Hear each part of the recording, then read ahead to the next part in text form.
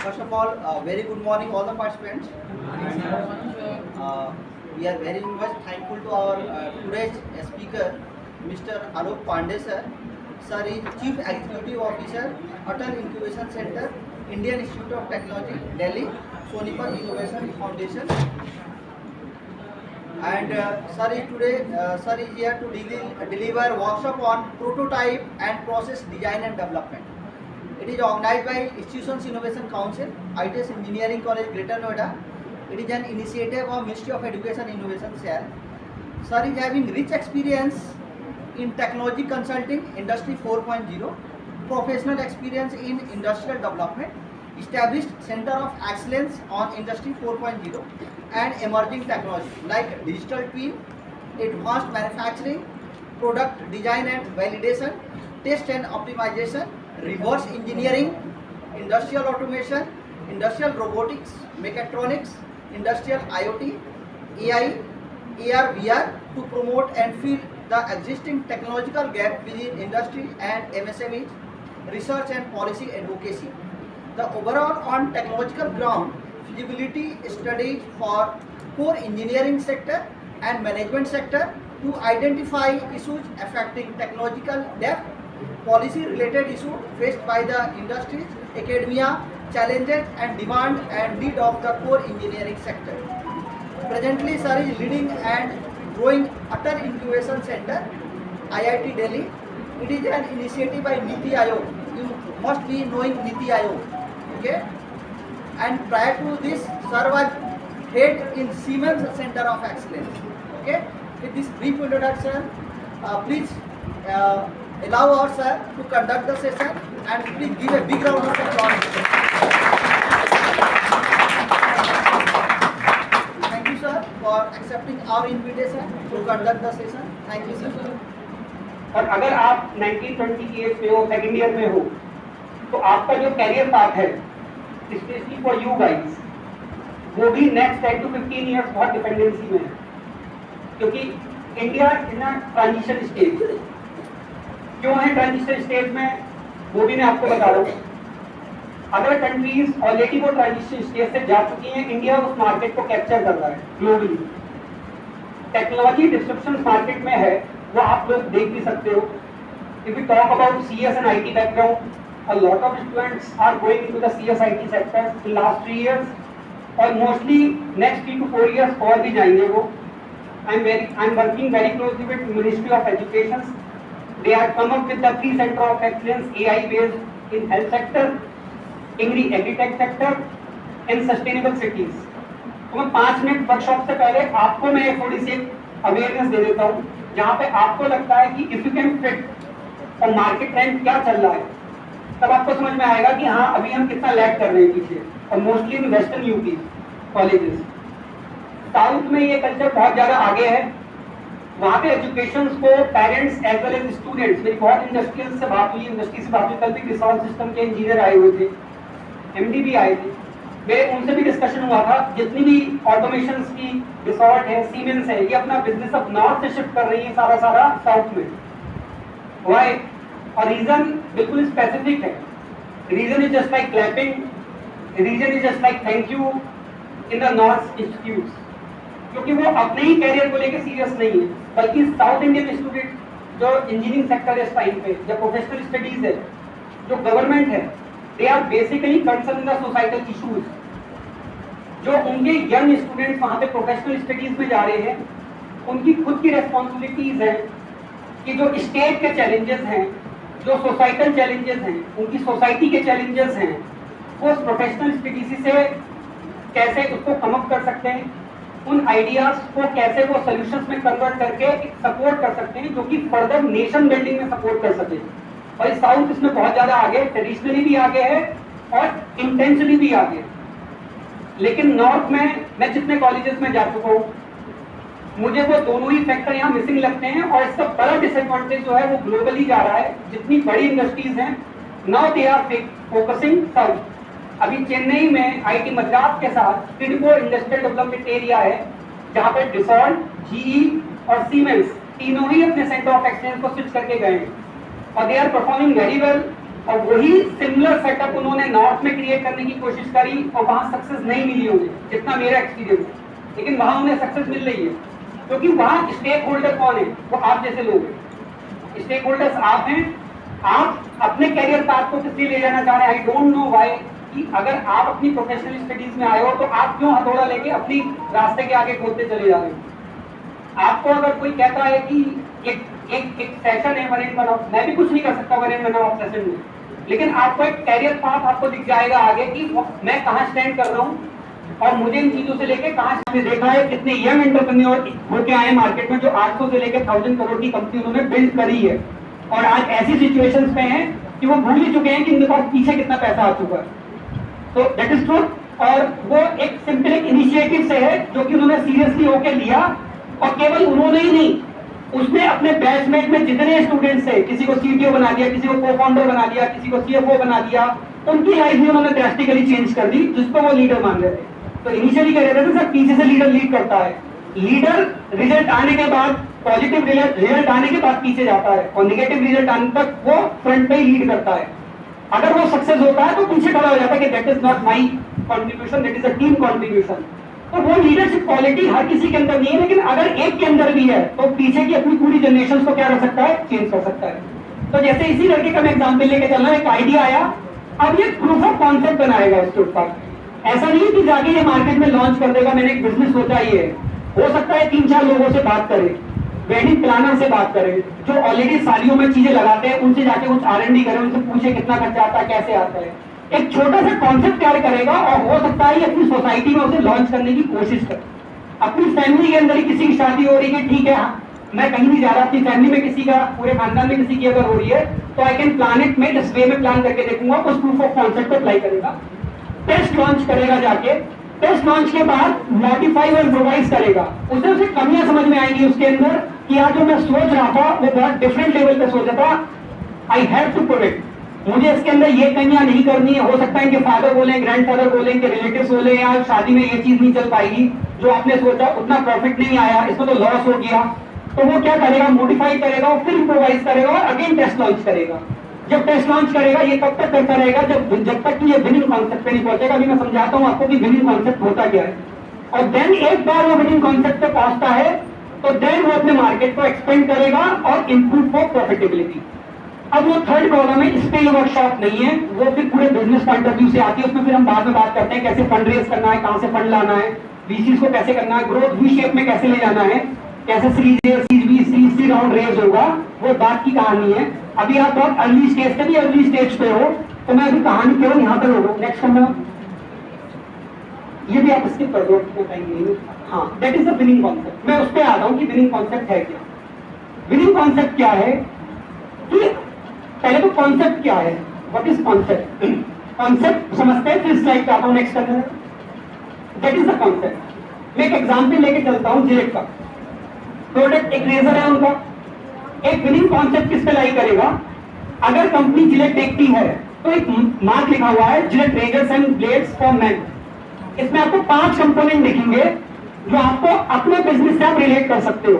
That is your product और that is your service, whatever, कुछ भी है। तो प्रोटोटाइप बनाने से पहले आपको उनको रिलेट करना बहुत जरूरी है। वो क्या चीजें हैं वो वन बाय वन देखते हैं। That is the target customer. क्या है टारगेट कस्टमर इनके हिसाब से? मैं डेफिनेटली कि अगर मैंने कोई एक चीज ऑप्ट करी है, उसमें प्रोडक्ट लॉन्च कर रहा हूँ, सर्विस लॉन्च करना चाह रहा हूँ, तो मेरा मार्केट कस्टमर क्या है जिलेट के हिसाब से? मैन। उस लड़के के हिसाब से क्या होगा? जितने भी उनके गार्जियंस हैं, जितने पेरेंट्स हैं जो आज की डेट में सोच रहे हैं कि बेटे या बच्चे 25 एज शिफ्ट हो गई, अगर 22 से लेकर 28-30 तक, और उसमें सर्विस भी लॉन्च कर सकते हैं कि जो लेट अगर हो रहे हैं बच्चे शादी को, तो सर जल्दी शादी करवाओ, उसके डिफरेंट बेनिफिट है। तो वो अपनी मार्केटिंग स्ट्रेटजीज एक डिफरेंट बना सकते हो उस चीज को लेके कि ये चीज बनेगी। Now next is brand name. Gillette, that is the brand name. ये भी आपको सोचना है कि वंस अगर आप प्रोटोटाइप बना रहे हो, कोई एक प्रोडक्ट बना रहे हो, तो उसको कस्टमर के माइंडसेट के हिसाब से बनाना है कि उसके माइंड में जब बैठे तो वो ऐसा ब्रांड नेम बन जाए, वो प्रोडक्ट के हिसाब से नहीं उसके नाम से जाना जाए। जैसे कहीं जिलेट आता है तो जिलेट का मतलब आप खुद समझ जाते हैं, और रेजर से होता है। तो ये भी आपको सोचना है कि मुझे स्टार्टिंग से क्या चीज को एक कॉन्सेप्ट लेके चलना है। That is the concept. The third is core benefit. Core benefit क्या है? Advance technology for a comfortable shape. ये उसका क्या है? कोर बेनिफिट है इस प्रोडक्ट का।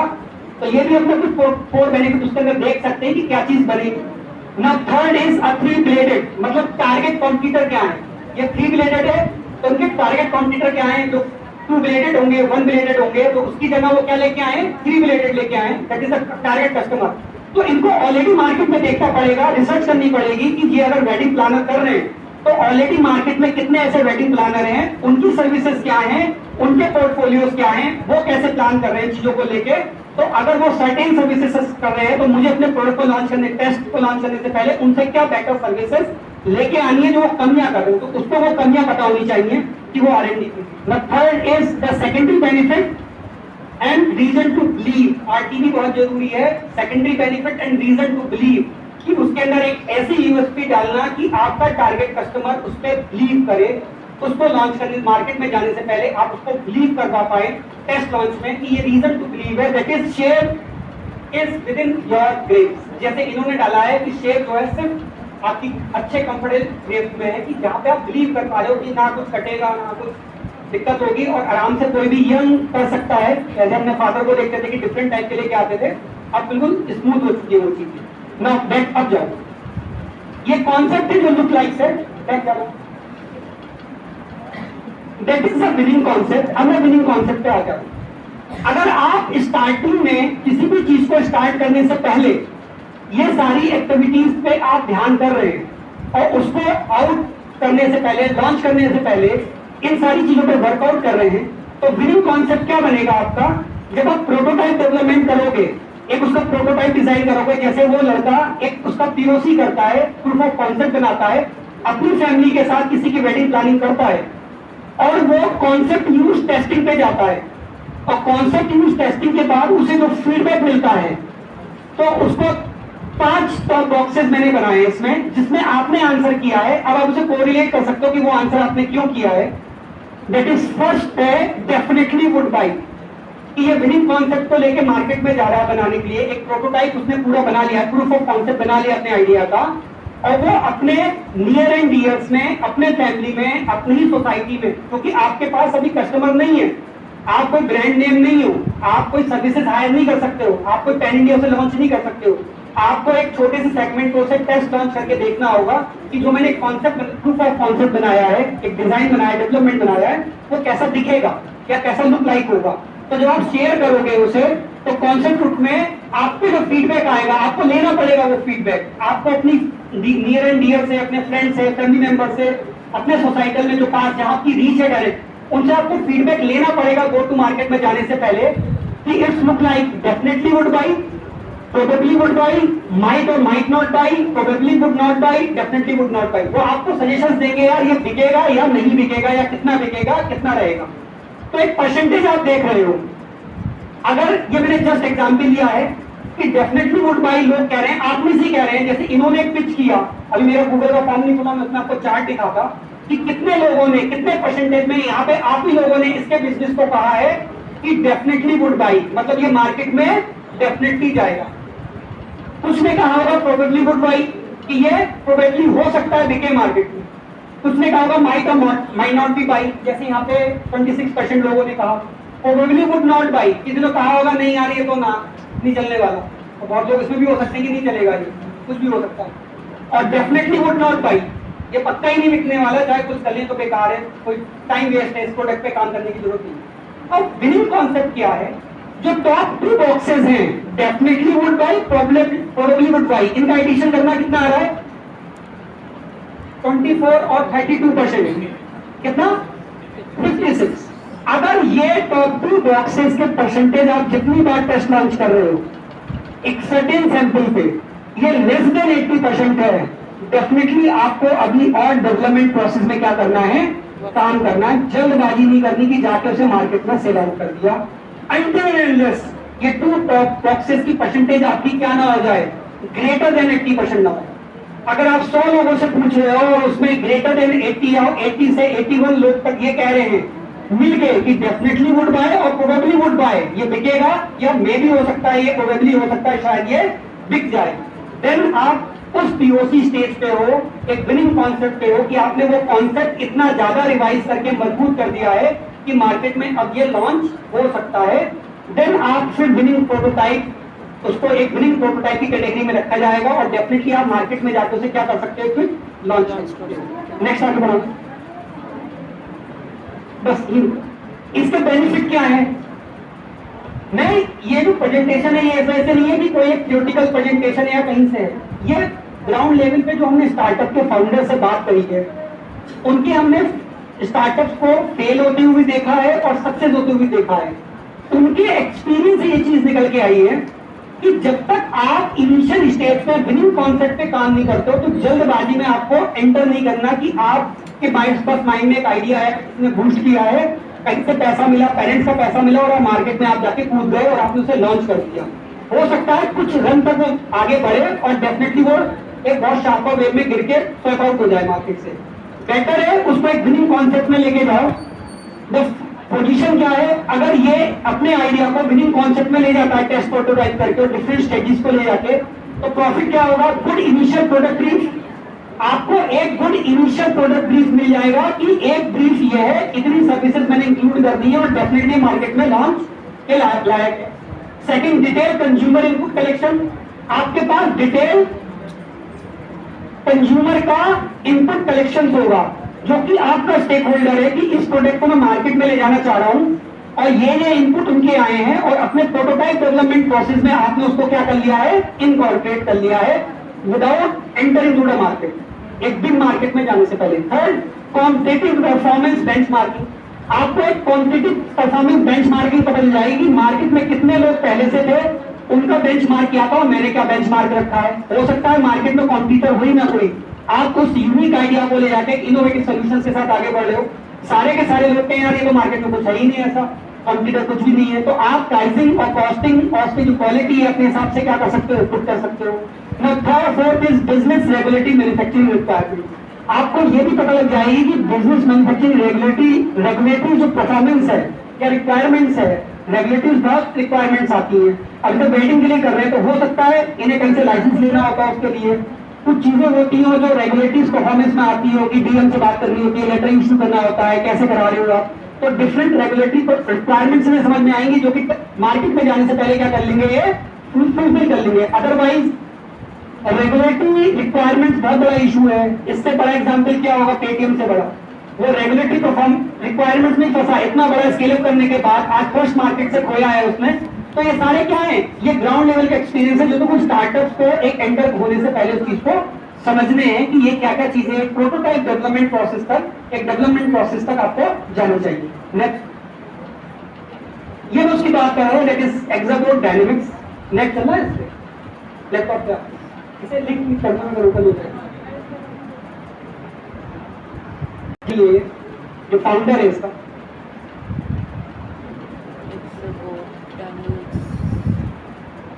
अगर इजी में हो जाए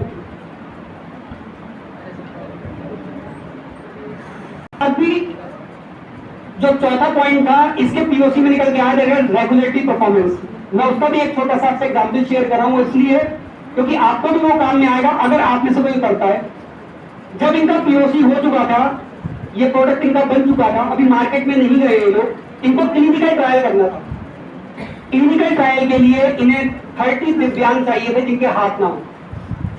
उसके लिए करीब एक आपकी जो कॉस्ट आ रही थी प्रोटोटाइप की वो 60,000 आ रही थी, तो 2030 के लिए वो करीब अप्रोक्सीमेटली इन्हें 20 लाख से 25 लाख की रिक्वायरमेंट थी। तो मैंने डिस्कस किया था काउंसिल के साथ कि वो उन्हें स्पॉन्सर्स कर दे और काउंसिल सोशल इम्पैक्ट में उसे दिखा दे। होगा क्या, 30 दिव्यांग को वो लगेगा, 1 साल का प्रोसेस होगा, तो किसी एक हॉस्पिटल से कनेक्ट होंगे और उनका 1 साल तक पूरा एक ऑब्जर्वेशन किया जाएगा कि हाथ कैसे काम कर रहा है, क्या इश्यूज आ रहे हैं। उसके अंदर सर्जरी का कोई वे नहीं था, बस पुट करना था उसके अंदर। लेकिन तब भी काउंसिल ने डायरेक्ट मना कर दिया एक लेवल तक ले जाने के बाद कि हम इन्हें स्पॉन्सर नहीं कर सकते जब तक ये रेगुलेटरीज अपनी पूरी करके नहीं आते, क्योंकि किससे जुड़ी हुई ये चीज, हेल्थ से जुड़ी। तो प्रोटोटाइपिंग प्रोसेस, डेवलपमेंट प्रोसेस में उन्हें रेगुलेटरी की समझ में आ गई। अब वो क्लिनिकल ट्रायल के लिए डिफरेंट हॉस्पिटल से बात कर रहे हैं कि उन्हें वो रेगुलेटरी कंप्लायंस को क्या किया जाए, पूरा किया जाए, उसके बाद वो क्लिनिकल ट्रायल पे जा सकते हैं। तो ये सारे जो इश्यूज हैं आपको प्रोटोटाइप डेवलपमेंट में प्रोसेस में आने लगेंगे। नेक्स्ट,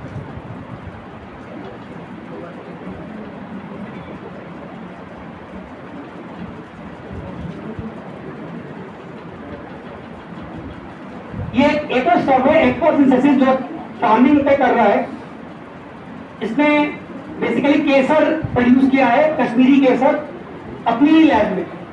और कश्मीरी केसर बेसिकली साइल की प्रॉब्लम क्या थी, उसने जो ऑब्जर्वेशन लिया, कश्मीर में जो केसर होता है, ईरानी केसर बहुत ज्यादा मार्केट में मूव होता है, कश्मीर में सिर्फ एक बार केसर होता है जब वो टेम्परेचर वहां मेंटेन होता है उतना, साल में एक बार।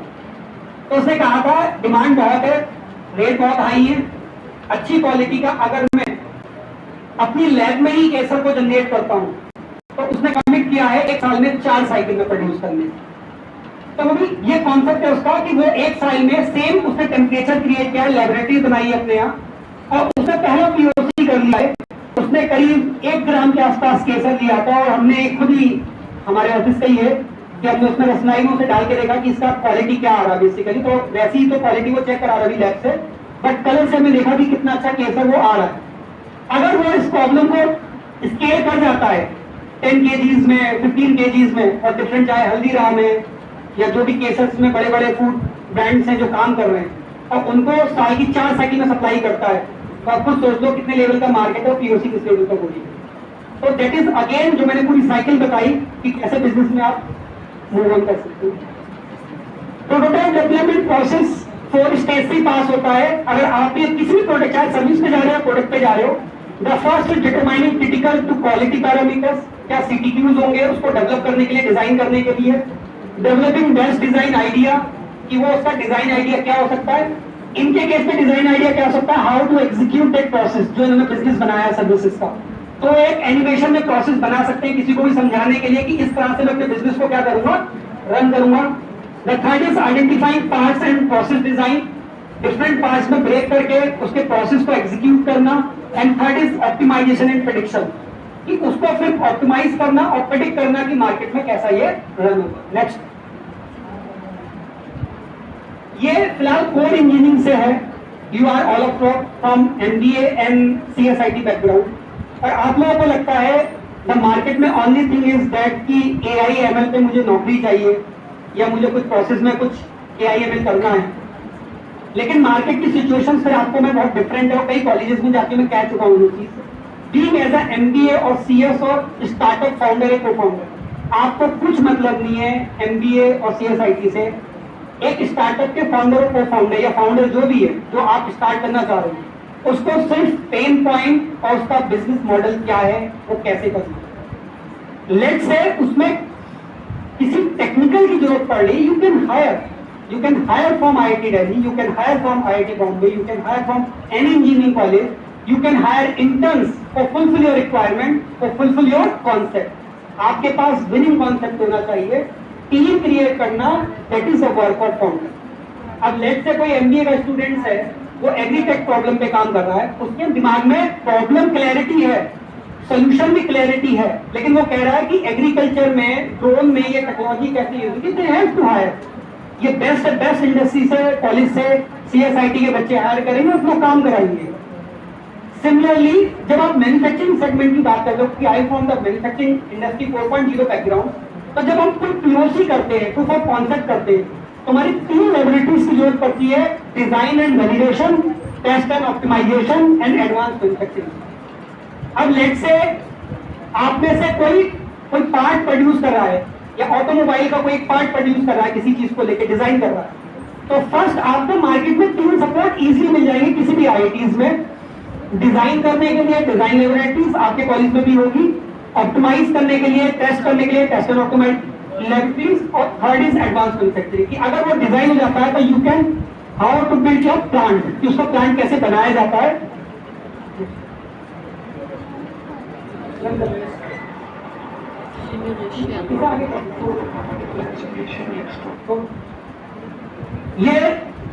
ये हमारे स्टार्टअप है flash energy. The concept is, ये IIT दिल्ली के डायरेक्टर ने विजिट करके गया था 3 दिन पहले की बात है, तो वहीं से उन्होंने भी एक सजेशंस दिया, तो मैंने भी वो चीज खुद करी, और मुझे भी वही चीज लग रही थी कि ये क्यों किया जा रहा है, उसको भी आपको समझना बहुत जरूरी है। ये जो स्टार्टअप है फ्लैश एनर्जी, ये विंड पैनल बना रहा है हॉरिजॉन्टल, जो कि ट्रक्स जितने हैं उनके अपर बॉडीज पे लगेगा, और बैटरीज सैंपल पीछे रखा हुआ है। जब ट्रक लॉन्ग डिस्टेंस पे जाएंगे, चाहे 2000 किलोमीटर, 15,000 किलोमीटर, तो जो बैटरी बैंक है उस एयर विंड की एनर्जी से वो बैटरी बैंक पीछे क्या होगा, चार्ज होगा। तो जब ट्रक अपने गोदाम में पहुंचेगा तो जो वहां पे एनर्जी यूज हो रही है, तो छोटे छोटे एनर्जी पैकेट्स बना रहा है इन फॉर्म ऑफ बैटरी, वो मालिक उन पैकेट्स को यूज कर सकता है। अब इसने गलती क्या करी, ये गलती क्या करी, जो आपको रिलेट कर सकते हो, जो टीम ए जिसने रिप्रेजेंट किया है अपने बिजनेस से रिलेट कर सकता है, जो डायरेक्ट कसम निधि का, इसने पूरा विंड पैनल वहां पे बना के तैयार कर दिया और ये टेस्ट करेगा जाके। बट मार्केट में ऐसे सॉल्यूशंस अवेलेबल हैं जहां ये इस विंड पैनल का, दिखा ना आपको बहुत बड़ा नीचे विंड पैनल रखा हुआ है, ये उसे वहां डिजाइन कर सकता था, उसे सिस्टम सिमुलेशंस पे जाके सिमुलेट कर सकता था। मतलब सिस्टम सिमुलेशंस मार्केट में आपके यहाँ भी कोई ना कोई लेबोरेटरीज होगी ऑप्टिमाइजेशन की, जहां पे वो ट्रक ऑलरेडी उस सॉफ्टवेयर में अवेलेबल होंगे, कंपनी ने कर रखे हैं, उन ट्रक पे इस डिजाइन को जाके पुट कर सकता था, उन्हें 2000 किलोमीटर चला के सिमुलेट कर सकता था और देख सकता था कि कितनी एनर्जी उसके अंदर पुट करेगा, क्या वो बैटरी पैनल चार्ज होगा या नहीं होगा। क्या इसे इतना इन्वेस्ट करने की जरूरत थी इनिशियल स्टेज पे? मे भी हो सकता है यहाँ पे उसे कई सारे आगे डिसएडवांटेज मिले, तो रादर देन मार्केट में कई ऐसे रिसोर्सेज हैं जहां आप डिजाइन कर रहे हो, तो एनिमेशंस में कई ऐसे रिसोर्सेज हैं जहां अपने आइडिया को आप क्या कर सकते हो, पुट कर सकते हो, उसे पहले सिमुलेट करके दे सकते हो। बहुत सारे सॉफ्टवेयर ऐसे हैं जहां पे आप उसको लॉन्च करके देख सकते हो। तो एक आइडिया उनका भी आया था, मेरे माइंड में भी ये चीज, लेकिन उसके पास उसका काउंटर था फाउंडर्स के पास। But it's a better way कि अगर कोई चीज मार्केट में अवेलेबल है जहां पे अपने आइडियाज को आप पहली without investing too much money, आप उसको पहले प्रोटोटाइप को क्या कर सकते हो, उसे रन करके सिमुलेट करके दे सकते हो, कोरिलेट कर सकते हो कि मार्केट में एक बार फिट इन होगा, then you have to go for the voting. Then from my side मैंने लिमिटेड टाइम में एक कवर करने की कोशिश करी, आपको ये बताने की कोशिश करी कि आप प्रोटोटाइपिंग का, डिजाइन का, डेवलपमेंट का आपस में क्या कोरिलेशन है। आप बंद करके कहीं पे नहीं कूदना है। If you want to go into the startup culture, आप एक सेक्टरल और प्रोसेस वाइज में जाओगे, एक स्ट्रेटेजिक वे में जाओगे, तो आप लेस फंड को इन्फ्यूज करोगे, प्रोबेबिलिटी आपके सक्सेस होने की ज्यादा होगी अगर आप विनिंग कॉन्सेप्ट के साथ मार्केट के अंदर एंटर करते हो। मार्केट में मेंटरशिप और डिफरेंट लेबोरेटरीज हैं जहां पे आप टाइप के थ्रू अपने कॉन्सेप्ट को रन करके देख सकते। अगर कोई क्वेश्चन है तो मोस्ट वेलकम, अदरवाइज जितना मैं कह सकता हूं प्लीज।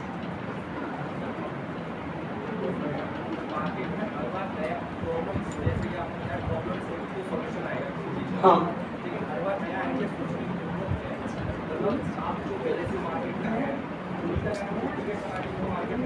बिल्कुल, कई बार ये होता है, हम लोग भी चीज में कहते हैं कभी we are entering the deep tech startup.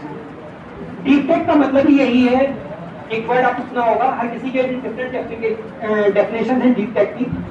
Deep tech का मतलब है एक किसी भी पर्टिकुलर प्रॉब्लम पे यूनिक सॉल्यूशंस देना। सब प्रॉब्लम्स बहुत ज्यादा है। एक सिंपल एग्जांपल लेते हैं, आपने भी इसे कोरिलेट किया होगा, बहुत एक देसी एग्जांपल है। एक चौराहे पे कहीं दूध की दुकान खुली, वो चलनी चालू हुई, उसमें प्रॉफिट आना चालू हुआ, 10 लोगों ने देखा, और आप देखोगे 2 या 2.5 साल में या 1.5 साल के अंदर वहां पे अब एक ही दूध की दुकान नहीं होगी, उसके पास कितनी दूध की दुकान होंगी, 4-5 होंगी। आपने क्या किया, कॉम्पिटिशन को क्या कर दिया, क्रिएट कर दिया। प्रॉब्लम एक ही है, सब पूरी बेच रहे हैं जाके, वो भी कुछ बेच रहे हैं, लेकिन जो मेजर प्रॉब्लम हमारे मैन्युफैक्चरिंग इंडस्ट्री से जुड़ी हुई है, डिफरेंट इश्यूज से जुड़ी हुई है। तो डीप टेक का मतलब है कि जो रियल चैलेंजेस हैं, जैसे एग्रीकल्चर में बहुत चैलेंजेस है, मैं हरियाणा से, हमारा है हरियाणा पूरा, और फार्मर्स को देखो, कभी भी जून आ जाएगा आपको, तो आप देखना कि हरियाणा में जो फार्मर्स हैं वो कितनी मेहनत, जो फार्मर बैकग्राउंड से होगा उससे ज्यादा बेटर पता होगा। अब उनके बच्चे भी उस कल्चर में नहीं कूदना चाह रहे, लेकिन क्योंकि हमारे पास टेक्नोलॉजीज हैं और इमर्जिंग टेक्नोलॉजीज हैं, मतलब डिस्ट्रप्टिव मार्केट में नई टेक्निक्स मार्केट में आ रही है, CSIT, कम्युनिकेशंस कह लो, हाई कनेक्शंस कह लो, क्लाउड कंप्यूटिंग कह लो, क्लाउड से जुड़ी ये सारी चीजें, तो नए हॉरिजॉन्स ओपन हो गए मार्केट में। तो अगर आप ऑब्जर्व करते हो एक डिफरेंट प्रॉब्लम्स को, तो उसमें प्रॉफिट बहुत ज्यादा है। नया कॉन्सेप्ट पेटेंट कराने में आपको आसानी होगी, एक यूनिक पेटेंट होगा जो इंडिया के लिए जाएगा, एक नई टेक्नोलॉजी क्रिएट होगी और जो कि मार्केट में कमर्शलाइज होने में आसानी है। अगर आप कॉम्पिटिशन क्रिएट करोगे तो पहले आपको मार्केट सर्वे करो, उनकी प्रॉब्लम कहाँ डालेंगे, आपको प्रोजेक्ट पे तो डालेंगे किसी, या तो क्लाइंट उनके एग्रीटेक सेक्टर से होंगे या फिनटेक से होंगे, मोस्टली तो फिनटेक के आज की डेट में सर्विस सेक्टर में, या मैन्युफैक्चरिंग सेगमेंट के होंगे। यूज नहीं कर सकते, बिल्कुल कर सकते हो, आप कोई ऐप बना सकते हो, आप उसमें नेट हम प्रेजेंटली देख रहे हैं, ऐसा नहीं देख रहे। एक ही क्लास का जो टॉपर था, उसी क्लास के एक एवरेज बच्चे के स्टार्टअप में जो कि 40 करोड़ की वैल्यूएशन पे खड़ा हुआ है, एक 25 से 50 हजार की नौकरी करता है। That is up to you कि आप उसे कैसे दें। आधा गिलास खाली है, भरना आपको भरना है या खाली रखना है, लेकिन ये सिचुएशन बनती है मार्केट में। Thank you.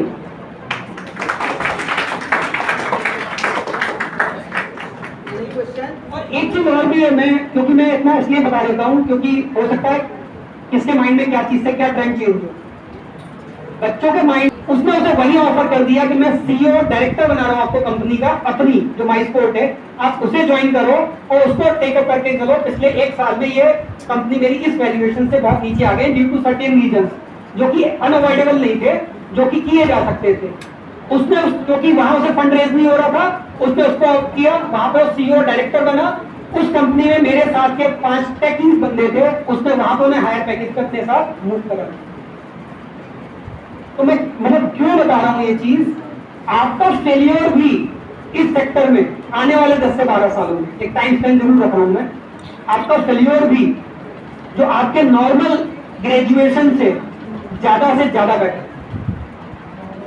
तो हो सकता है आप वेडिंग प्लानर में जा रहे हो इंडस्ट्री, तो बहुत लोग हो जो आपको मिले, टाइप हो, आपसे हो, इसको आपके कॉन्सेप्ट में इंटरेस्ट आ जाए, कौन पिवट कर जाए आप में या आप उसमें पिवट कर जाओ। नॉलेज बहुत, ये रियल टाइम स्टडी है कि आप 40 सब्जेक्ट सीधे पढ़ो या केवल 4 सब्जेक्ट ऐसे पढ़ो जो आपकी प्रॉब्लम को क्या कर रहे हो, सॉल्व कर रहे हो।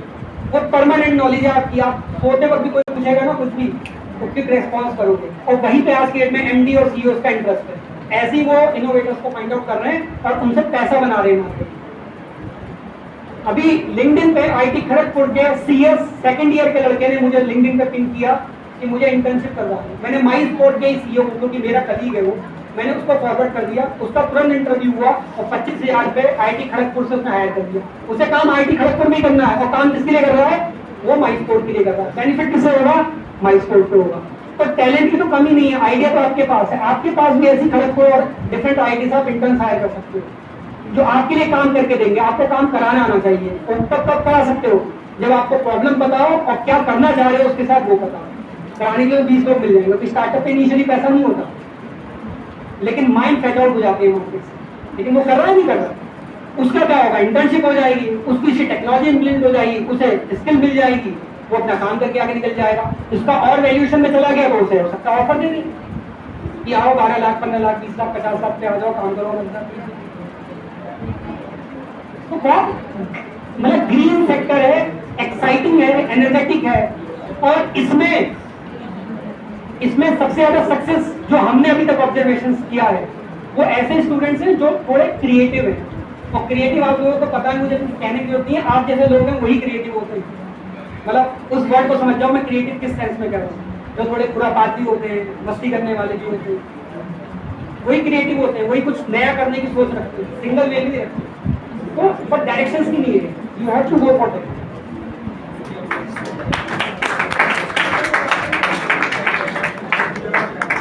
Question from anyone? No question. जो इंटरेस्टेड टॉपिक